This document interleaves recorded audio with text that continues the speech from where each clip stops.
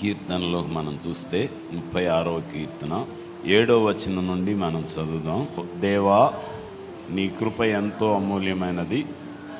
నరులు నీ రెక్కల నీడను ఆశ్రయించున్నారు. నీ మందిరం యొక్క సమృద్ధి వలన వారు సంతృప్తి నొందుచున్నారు. నీ ఆనంద ప్రవాహంలో నీ వారికి తాగించున్నావు. జీవపూట కలదు, నీ వెలుగును పొంది మేము వెలుగు చూచుచున్నాము. నీ మందిరం యొక్క సమృద్ధి వలన వారు సంతృప్తి నొందుచున్నారు. నీ ఆనంద ప్రవాహంలో నీవు వారికి త్రాగిస్తున్నావు కదా.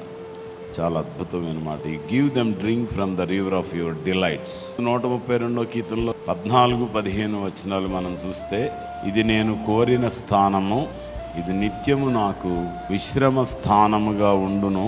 ఇక్కడనే నేను నివసించేదను. దాని ఆహారము నేను నిండారులుగా దీవించేదను. దానిలోని బీదలను ఆహారముతో తృప్తిపరచెదను. ఇది ఖచ్చితమైన వాగ్దానం. బీదరికను ఎవరిని దేవుడు విడిచిపెట్టడు. అది ఖచ్చితమైన వాగ్దానం. ఆకలి దప్పులతో ఎవరిని దేవుడు ఉంచడు. దేవుని మందిరంలోనికి శరీరం కనపడినా మనస్సు ఆత్మ లేదనుకోండి, దానికి ఏం చేయలేదు. Totally in the presence of the lord. నిజంగా ప్రాణదేహాత్మలతో దేవుని మందిరంలో ఎవరైనా ఉంటే, వారు ఎంత పేదరికంలో ఉన్నా, ఎన్ని సమస్యల్లో ఉన్నా, దేవుడు వారిని విడిపించి వారికి నెమ్మదిని, సమాధానాన్ని తప్పకుండా అనుగ్రహిస్తాడు.